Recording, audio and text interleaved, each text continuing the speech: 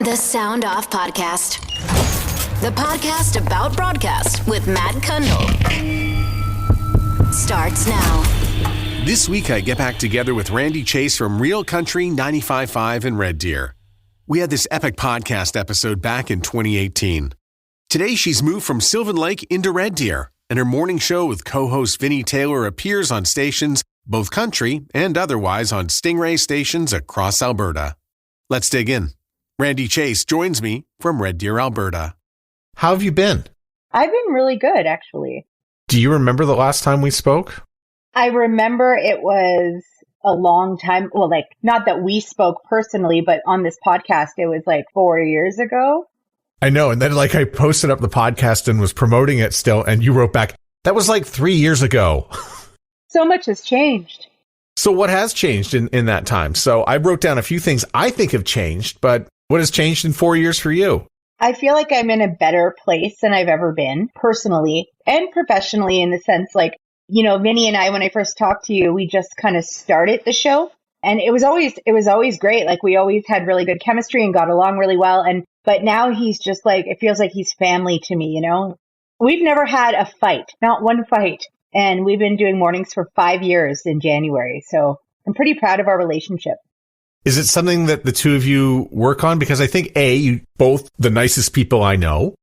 B, you have a propensity to get along with everyone, both of you. And it just seems to work between you. Now, you're telling me you've never had a tiff between you? No, we've never had a fight.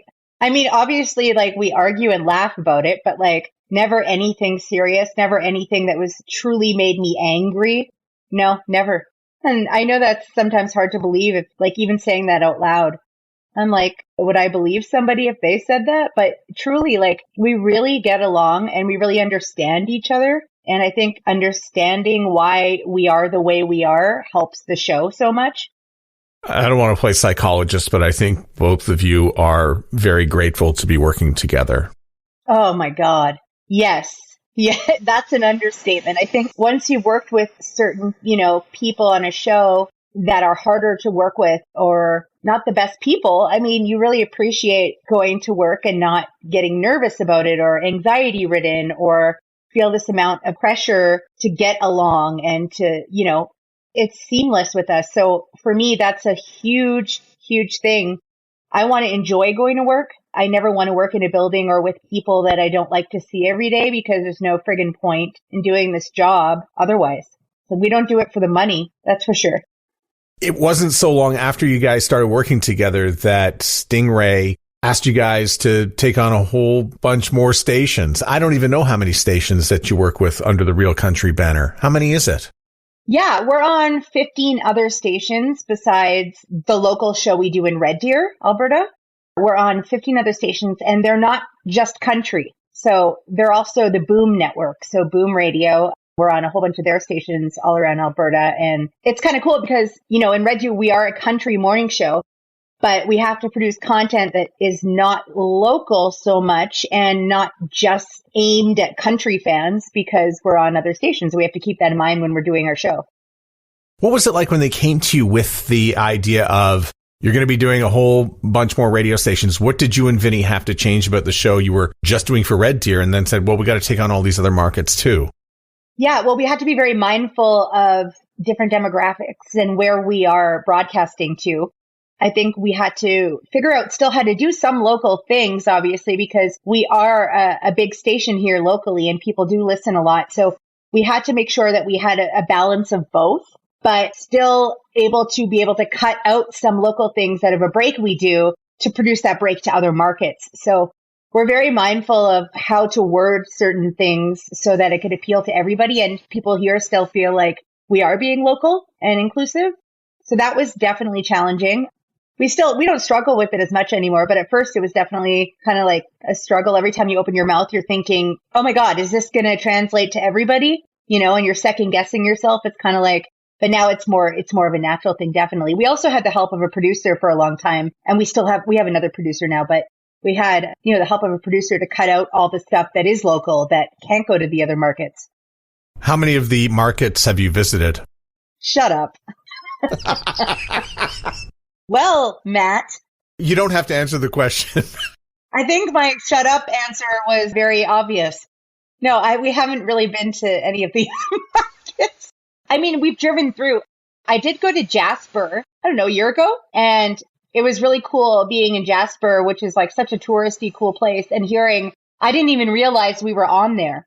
We're on in Edson, which is right near at Jasper. So I've been to Edson, which is one of the markets. And it was cool to be in Jasper and just like gallivanting. And we were at a pub, my husband and I, and all of a sudden I heard my voice and I was like, that sounds like me. Oh, it is me.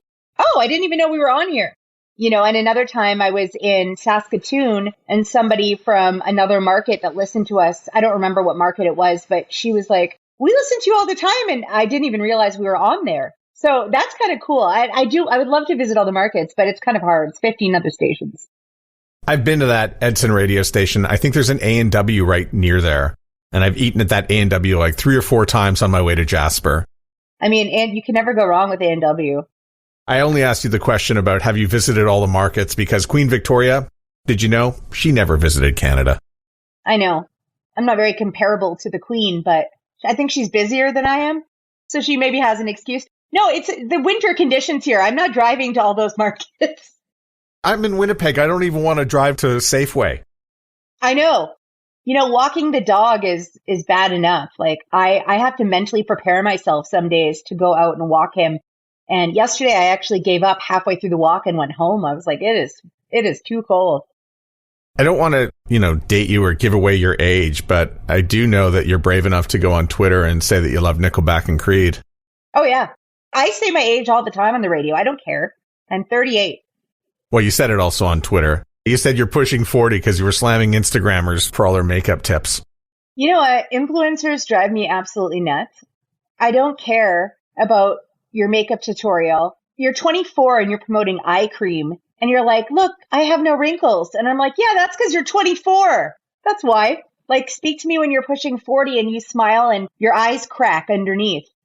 By the way, congratulations. You are still active on social media. So many people have abandoned little certain parts of it, but you're still rocking the Twitter, which I love. Did you take up TikTok? I have TikTok. Have I tried to be relevant on TikTok? No. I've made a couple videos here and there when I feel like it, but I feel like social media is draining in itself.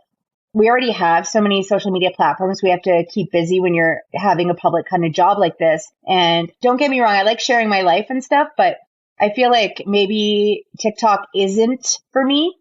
I like watching videos though.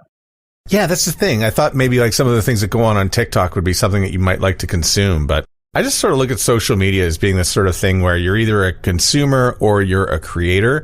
And I try my very best to be a creator. And I see people all the time. Like I was in Montreal a couple weeks ago and somebody was standing on the metro and they were just swiping their phone and took a look over and they were swiping through TikToks. And I go, that's weird. Life has passed me by. No, I mean, TikTok, I could get lost, and I'm going to say this and it's embarrassing, but I talked about it on the radio. I was saying I was on TikTok for 3 hours once, 3 hours, and I didn't realize it's been 3 hours. And I felt disgusting. I was like, this is a trap.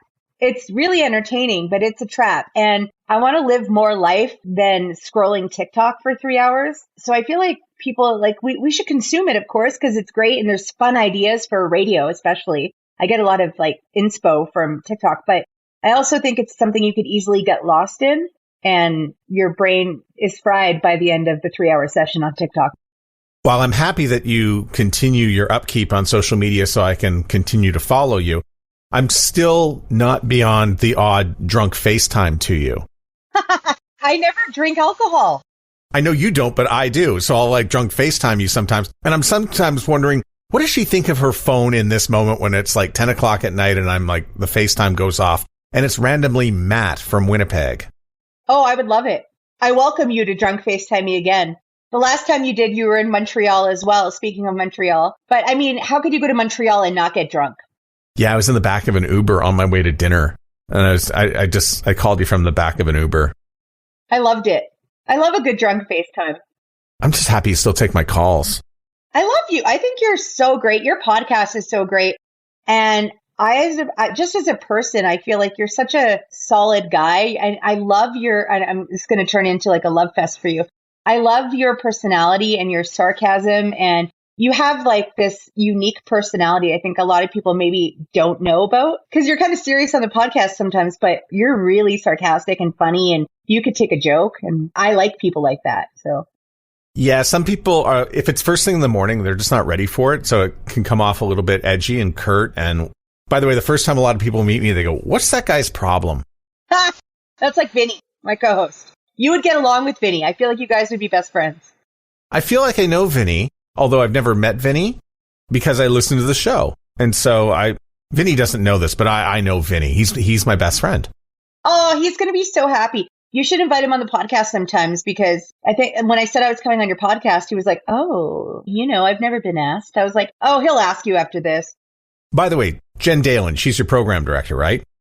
No, Jen Dalen was my program director for a while. She actually got kind of promoted and sent to Kamloops, where she loves, because she's very outdoorsy. And she still is very much involved she's in our company, Stingray, still. So we still have like calls with her every 2 weeks. And we have a talent coach named Craig Bruce, who's out of Australia. And she's in on those calls. So we get to see her. I miss her. I love that girl. She's so good at what she does. It's funny, I ran into Craig at Canadian Music Week in like 2018, and I said, oh, I'm going to have you on my podcast. And it's like, it can be years before I actually get around to bringing you on the podcast. So I got to reach out to Craig. You need to have Craig on. He is one of the best talent coaches I have ever worked with. And as a person, I'm just such a fan of him. I can't say enough good things about that man. He's changed our show for the better. And his advice is just so easy and minimal, to already complement what we're doing. And I really Vinny and I really look forward to our talent sessions with him, which is something I don't think a lot of people could say with coaches. Like a lot of people, especially on air people, some of us have egos, we don't want to be told how to do our job better, but I really appreciate him. And I think you should have him on the podcast. He's a really interesting guy. I think back to like when you and I worked together in Montreal and you'd finish your show and you really couldn't leave without passing the program director's office and, talking about the show or talking about what was coming up. And here you are now with a little fiefdom of 15 radio stations, the Real Country brand, but you're also on the boom stations. You've got this whole big radio show that goes, across Alberta. Do you get into BC at all, by the way? I don't think so. I know we're not on in BC, but I don't know if the frequency maybe in some spots. I haven't heard that. So here you are with an Alberta-wide radio show. You've got your pulse on Alberta. You and I also both lived in Alberta, I in the 90s and you in the 2000s for a bit. It feels like the province has changed in strange ways. And I know we'll probably have a little bit of a negative talk here, but we're just going to offer a little perspective. How has the province changed in your view? This is not Ralph Klein's province anymore. No, it's very different. I moved to Alberta when I was in Montreal. So I'm just going to guess the years here, but essentially probably 2007, I moved to Alberta. I went to go work at the Bounce in Edmonton. I don't know if I was younger. Well, I was younger, but I don't know if it was because I was younger. I didn't really realize the politics and the climate of Alberta, but it did seem like a much simpler place than it is now. I feel now there's so much anger and political talk and people who don't like you if you vote for this person and like you if you vote for this person. And if you drive a hybrid car, you're a bad person because you should be supporting oil and gas. It's just I don't know. I feel like it's definitely changed since I lived in Calgary as well for 2 years. And yeah, it does feel different. It feels divisive. Like we're now the Quebec of Canada, back in the day when Quebec was, trying to separate. That's kind of how it feels sometimes here. Well, if you're going to table something called the Sovereignty Act, that's a divisive act unto its own. And yeah, I suppose you're right. That's kind of the thing that drove me out of Quebec the first time was all that sort of divisive nature. And now I sort of take a look at Alberta and I see that going on. Inside, it makes me want to run for the hills. I don't feel like staying around and fighting any sort of fight like that. Same way with Quebec. I didn't feel like fighting that fight either. So, I mean, and there's more people I know here that are like-minded like you and I are. I'm not saying everybody is a certain way, because that's definitely not the case. And I don't want to stereotype. I mean, yes, there's a stereotypical people here, but there's stereotypical, every province has a stereotypical people that we hear about. So I don't want to say that, but definitely it has changed. And I mean, I'm not the person that's going to get it back on track, but I don't know what the solution is. Yeah, I just want to finish every sentence with No, I don't agree with you, but you don't have to be a dick about it. It's kind of the way I want to finish, talking to everyone. Yeah, I just wish everybody just I don't want to say get along because that sounds so cringe, but I just wish people were more respectful of people's beliefs here and people's sexual orientation and people's, I just feel like sometimes it is like the US in certain aspects. And I don't want to generalize the whole United States of America, but the kind of stuff we see on TikTok and stuff like that, where we make fun of people, sometimes I feel like it is a little bit like that here.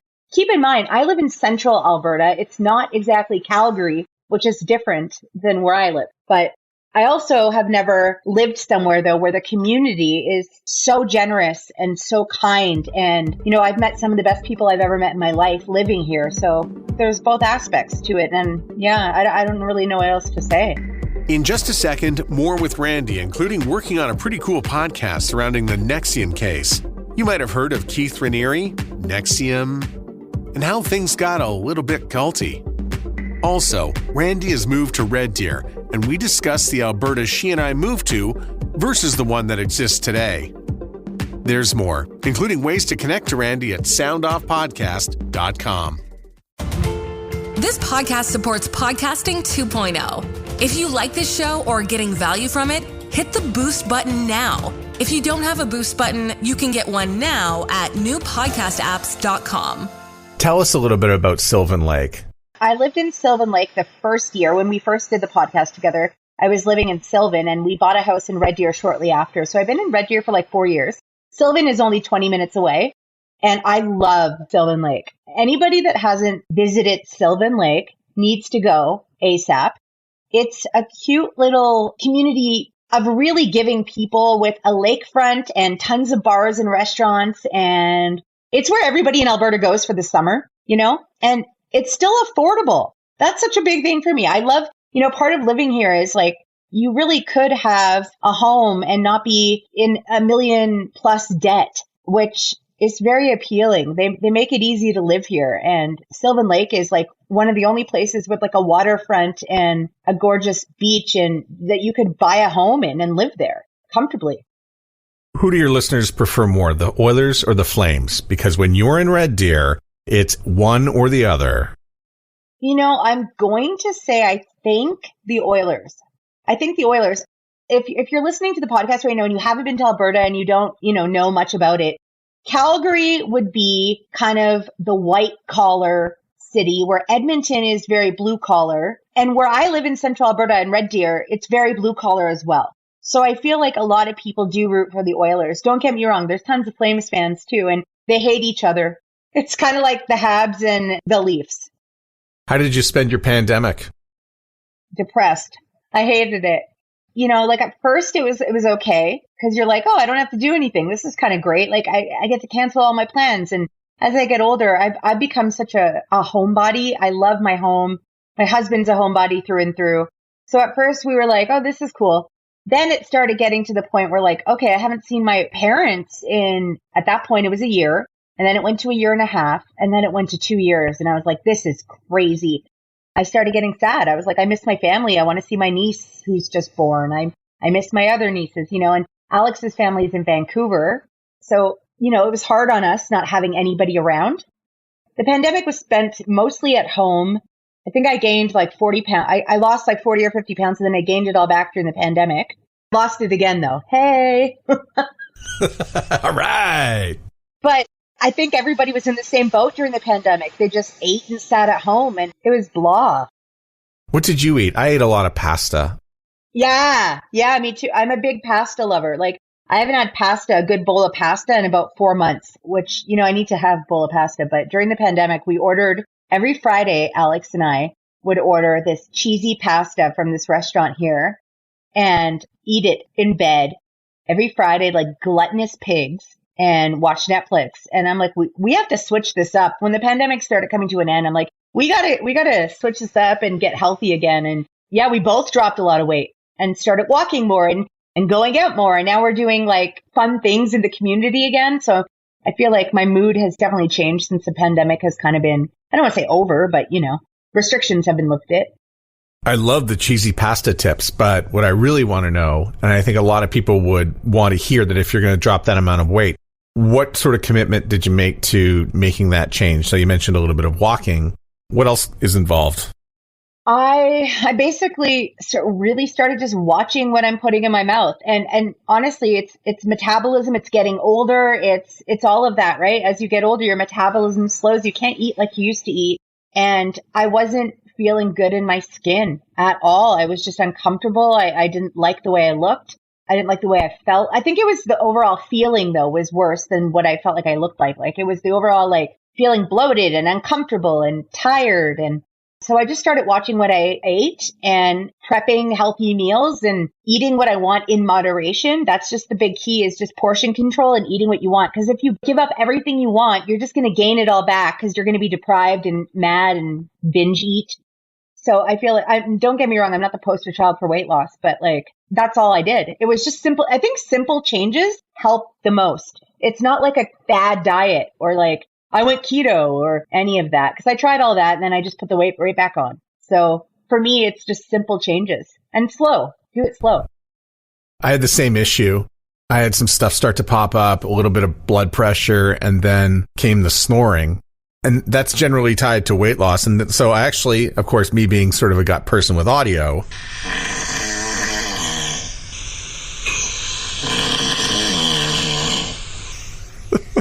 Is that your snoring? Yeah. Are you still snoring or has it gotten better? I got this thing called the Snore Lab, and it gives me a score every night to let me know how well or how poorly I performed in my sleep. How are you doing now? How was last night? I got the score down to 13. So, but when I started, it was like 65 and 70. Oh, shit. Good for you. So we're seeing somebody for some acupuncture. We're eating better. We're cutting back on alcohol is a big thing as well. Some, warm liquid before bed with some lemon in it. Some little things. It's all small changes, right? Yeah, it's all small. And as far as alcohol goes, I really stopped drinking. I don't mean altogether. Like I've had drinks since, but about 3.5 years ago, I just decided I don't really like drinking anymore. And it makes me anxious and I feel depressed after I drink. And I just started going like, why do I want to feel like that? So I cut it out, and I think I drink probably 3 times a year on special occasions. And it's always fun when you save it for a special occasion. One of the members of Pearl Jam once told me that they only drink 3 times a year to remind themselves why they only drink 3 times a year. 100%. Every time in the morning, I'm like, see, this is why I don't drink usually. I hate it. Now, I do partake in the weed game. I do love my edibles. Do you have a favorite store in Red Deer that you support? Oh, I support them all equally, Matt. Of course you do. Yeah. No, I do have one that's my favorite because they're the cheapest. They're called Value Buds, and they're great. I mean, it's so cheap. And you don't feel like crap, and you don't have a hangover, and you feel relaxed and good. And I don't know why weed was such a big deal for so long, but alcohol is so legal. Like alcohol is way worse than weed. Have you ever seen a bunch of potheads making a ruckus? No. It's always the drunk people. It's true. And also alcohol really screws up your liver. It slows everything down. It screws up your metabolism and a bunch of things. I mean, you really need both in moderation, but no, I don't think weed is nearly the boogeyman that it was made out to be. But whoever made it out to be that did a really good job. Totally. There's still some people who have such a bias and, a preconceived notion of what weed is and they've never tried it. I'm not saying like you should be a big pothead, like that's not going to do anything for your motivation. But as far as like on a weekend, if you want to relax, you smoke a joint, take an edible, like it's so chill. You just feel relaxed, and it's so different than getting hammered and making bad choices and feeling like shit the next day.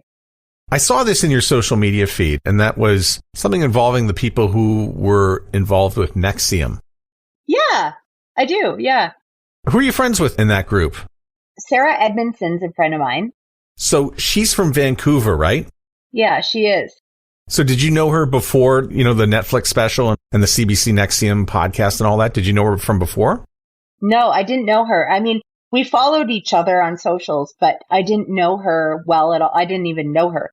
What happened was I've always been obsessed with true crime and cult stories and kind of this psychological aspect of, what's behind people that join cults. And I think people think that, oh, that wouldn't happen to me. I would never join a cult. I would see right through that. And I think they don't understand that the people that join cults are usually some of the smartest people ever. And they're just trying to better themselves. They're not going into it saying, I'm going to join a cult and be brainwashed, and I always found that interesting. So Sarah is part of the NXIVM story. If you want to, Google that. I can't explain the whole thing. It's pretty long, but it was a cult and it was led by a man named Keith Raniere, who's now in prison for life. And Sarah wrote a book and she was on the HBO show, The Vow. And I don't remember how it happened, but I think I reached out to her because I heard she was it a podcast? Or I maybe reached out to her after the story to say like how brave she was for writing the book and coming out and talking about it. And then she mentioned that they were going to be starting a podcast. And I said, I would love to be a part of the podcast, which is called A Little Bit Culty. And so for the first season, I was a part of the podcast and I helped with like research and different stories and guests to bring onto the podcast. I'm not doing that now. I'm busy and they have like a team of people, but we're still friends and we still talk. And she lives in Atlanta now with her husband, Nippy, who is also part of NXIVM. And they're such wonderful people. I'm so happy that they're out of that situation and telling their story. But yeah, Google that story. It's really interesting. Google it and then watch the Netflix special, then watch the HBO special. And HBO, I think, they're now into season 2, and they actually cut back a little bit on the story, and they're not really focused as much on Nippy and Sarah and Mark, who were really the bunch that broke the whole thing wide open and flipped it to becoming a criminal case. But I'm like you, I'm fascinated by it and how people do get wound up into cults. And then I realized I'm in radio, which is kind of got its own set of dysfunction. But it's got sets of dysfunction that we don't really recognize as dysfunction until like 10 years later. Oh my God, that was crazy. It's definitely like a culty environment in the sense like it's hard to leave. Oh, absolutely. I'm still not out. I mean, look at me. I'm out, but I'm not out. I'm still talking about it. Yeah, exactly. I always think like if I'm going to leave radio, what am I going to do with my life? And then I think, when like the industry's pissing me off or like I feel that there's unfair treatment of certain people and I just want to get out. I go, well, what am I going to do? A, and B, there's probably this stuff in every industry and every industry has their issues. So I love it. I think I'm caught up. You're caught up with my life? Yeah, pretty much. I just want to know that if I, ring you up all tipsy this Christmas, that you'll still take my FaceTime call. Always. I'll always take your friggin' FaceTime. Excellent. I'm so glad you're doing well. And my best to Vinny, okay? Oh, of course. And you should reach out to Vinny because I feel like you guys are kindred spirits. The Sound Off podcast is written and hosted by Matt Kundle. Produced by Evan Serminski. Social media by Courtney Krebsbach. Another great creation from the Sound Off Media Company. There's always more at soundoffpodcast.com.